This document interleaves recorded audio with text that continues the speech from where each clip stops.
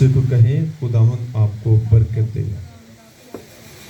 Glory to Jesus. Praise the Lord. Thank you, Jesus. Thank you, Jesus, for your presence. Thank you, Jesus. We welcome to Jesus in our church. Yes, praise the Lord. Thank you, Jesus. Amen. Amen. So हम खुदावन की शुक्रगुजारी करते हैं कि खुदा ने आज अगस्त का महीना शुरू हो चुका है कल से, और आज खुदा ने फिर नया दिन दिया है. तो हर एक दिन जो दिया जाता है उसकी खुदा की नज़र में बहुत अहमियत है, लेकिन हमें उस दिन की अहमियत का इल्म नहीं है. इसलिए हम उस दिन को बड़ी बेदर्दी के साथ ज़ाया कर देते हैं. तो मेरे अज़ीज़ों, एक दिन देने का मकसद था कि आप अपने तल्लुकात खुदा के साथ बेहतर करें, अपनी टूटी हुई रफ़ाकत को खुदा के साथ बहाल करें, क्योंकि जितनी आपकी रफ़ाकत खुदा के साथ मजबूत होगी आप उतना बाबरकत होंगे, सरफराज होंगे और खुशहाल और खुश भी होंगे. दुनिया में जो कुछ मर्जी हो, जिनकी रफ़ाकत खुदा के साथ होगी वो अमन और सलामती में होंगे, क्योंकि हम इस दुनिया में रहते हैं और इस दुनिया में शैतान इब्लीस भी रहता है और उसकी हर मुमकिन कोशिश है कि आपको गिराया जाए. हमें बहुत स्ट्रगल करनी पड़ेगी, बड़ी कोशिश करनी पड़ेगी खुदा के साथ चलने की, क्योंकि बदन इजाज़त नहीं देगा कि आप खुदा के साथ चलें, क्योंकि इस पर इब्लीस अपना इख्तियार रखता है. आपको सुस्त कर देगा, आपको ठंडा बंद कर देगा, आपको कहेगा आज ना जाओ, सो जाओ, कल चले जाएंगे, आज ये हो गया, कल वो हो गया. तो ये सब इब्लीस के मंसूबों के हिस्से हैं. आपको खुदा के साथ मोहब्बत करनी है.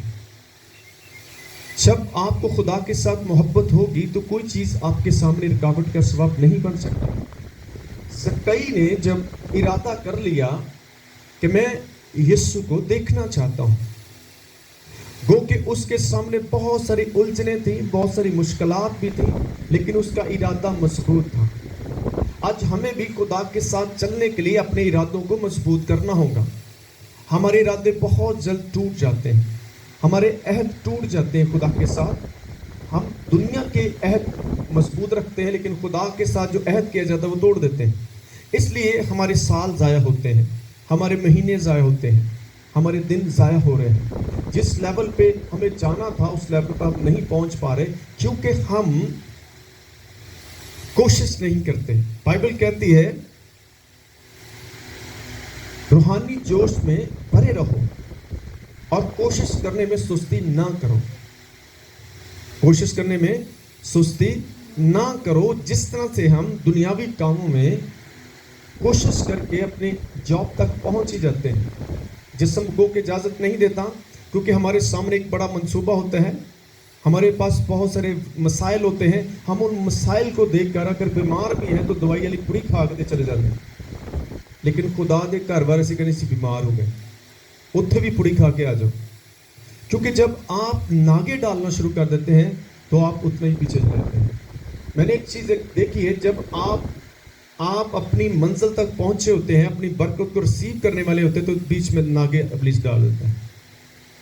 इसी तरह 40 साल कौम बनी इसराइल भी जो है उस वादे की ज़मीन तक नहीं पहुंच पाई, क्योंकि जब वो उस वादे की ज़मीन तक पहुंचते थे तो खुदा को छोड़ देते थे, गैर मबूदों के पीछे चले जाते थे.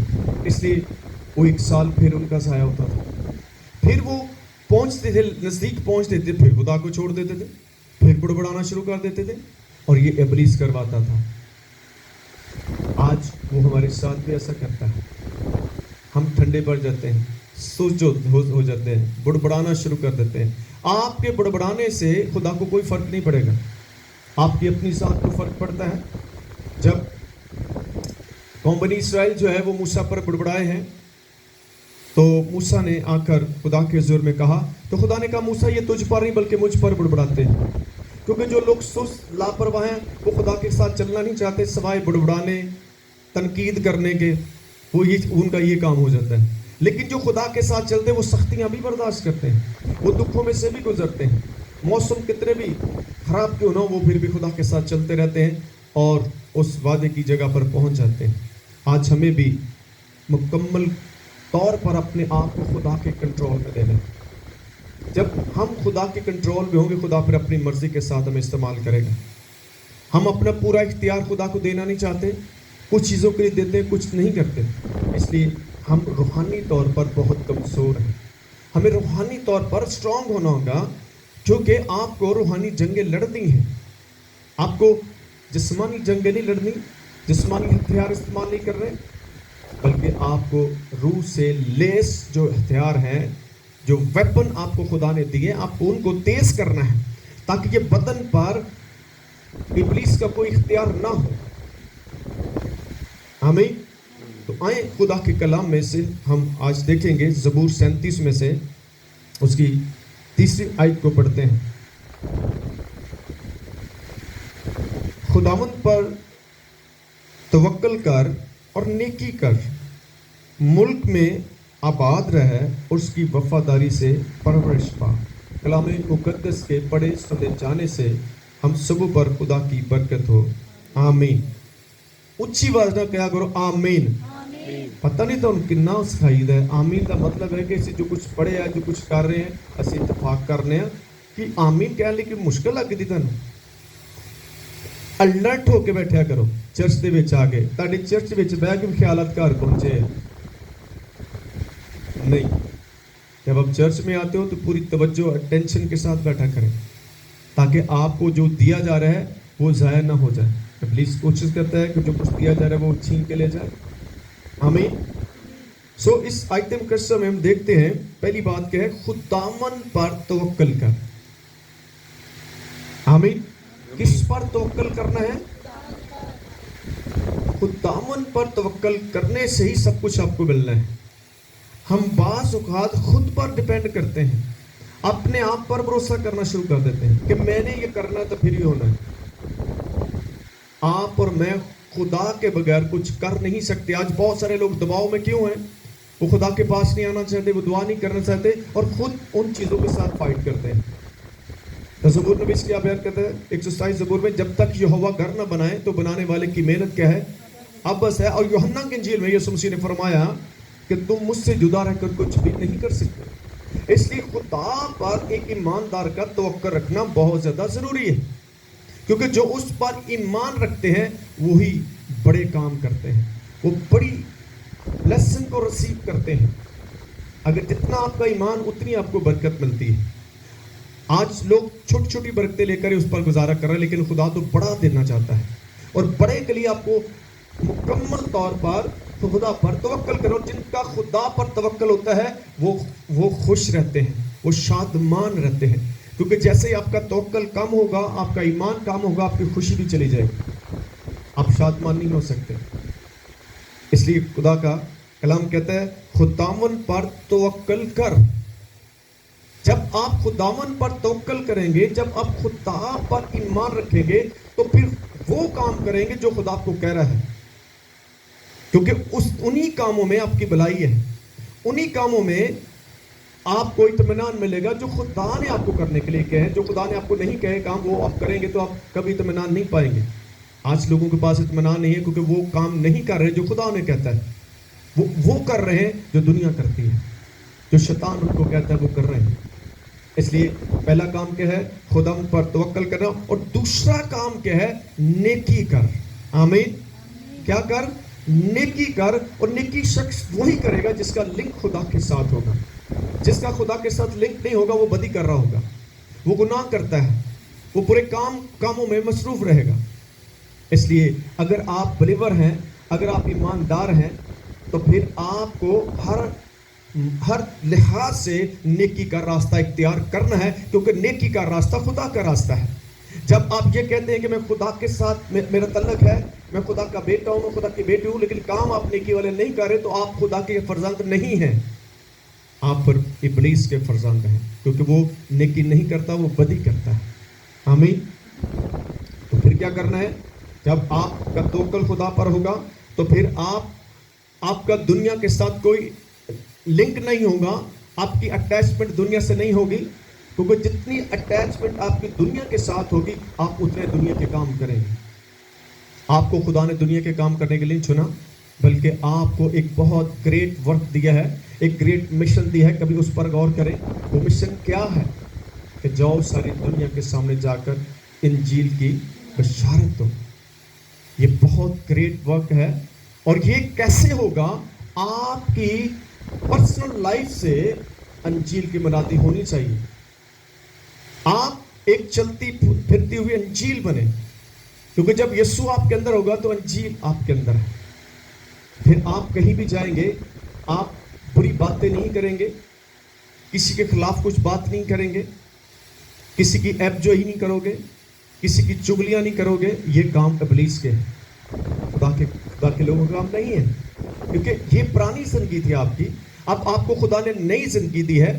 اپنی زبان کو, اپنی آنکھوں کو, اپنے کانوں کو, اپنی سوچوں کو, اپنے دل کو خدا کے کنٹرول میں دیں, تاکہ وہ آپ کو نیکی کے لیے استعمال کر سکیں. آمین. اب جب آپ خدا پر توکل کریں گے, نیکی کریں گے, تو پھر کیا لکھا ہے؟ آپ کو, آپ کے لیے خدا کے کلام کا یہ وعدہ ملے گا, ملک میں آباد رہے. آمین. کون آباد رہیں گے؟ جو خدا پر توکل کرتے ہیں, نیکی کے کام کرتے ہیں. ان کے لیے یہ خوشخبری ہے, وہ ملک میں آباد رہیں گے اور اس کی وفاداری سے پرورش پائیں گے. آمین.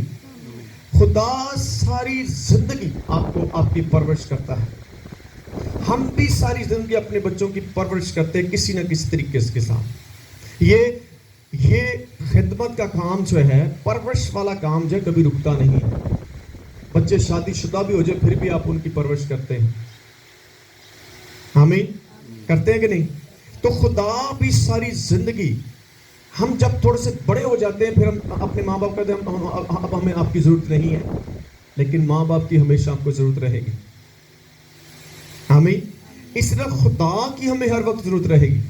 ہم کتنے بھی بڑے ہو جائیں, کتنے بھی کچھ بھی ہو جائیں, پھر بھی ہمیں خدا کی ضرورت پڑے گی.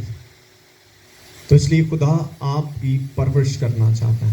اس کی پرورش میں رہیں گے تو ہر چیز ملتی رہے گی. آپ کو زندگی ملے گی, صحت ملے گی, آپ کو مالی آپ کو برکت ملے گی. لیکن کب؟ جب آپ اس کی پرورش میں رہیں گے. ارے عزیزو, آج سے کہیں خدا میری پرورش کر. اسے دعوت دیں کہ خدا میں بچہ ہوں, میری پرورش کر. کیوں یسوع نے کہا کہ اپنے آپ کو چھوٹا بنا.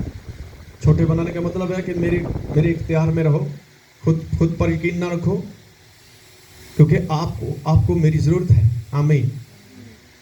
ہاللیلویا. تو آپ جتنے چھوٹے بنیں گے, خدا اتنا ہی آپ کے ساتھ رہے گا اور آپ کی مدد کرے گا. ہم خدا کے دامن کو چھوڑ کر, اس کے ہاتھ کو چھوڑ کر اپنا وقت ضائع کریں گے. یہ مہینہ آپ ضائع کریں گے. میں نے کل سے کہا تھا کہ اس مہینے کو ضائع نہیں کریں, اپنے گھروں میں دعائیں مذبے بنائیں. کل کتنے لوگوں نے گھر جا کے اس وقت اپنے خاندان کے ساتھ دعا کی؟ فیوز ہو گئے سارے. تو یہ نہیں ہے, یہ ایک جنگ ہے. مسیح زندگی ایک جنگ ہے جو آپ کو کرنی ہے. نہیں کرو گے تو پھر انجی رہو گے. تانو ہر روز اپنے اندر اگ پیدا کرنی ہے. اپنے آپ کو بیدار کرو کلام دینا. سست نہ بہو, ٹھنڈے نہ بہو. کیوں تسی بیدار نہیں؟ کیونکہ تہاڈے تے بوجھ بہت نے.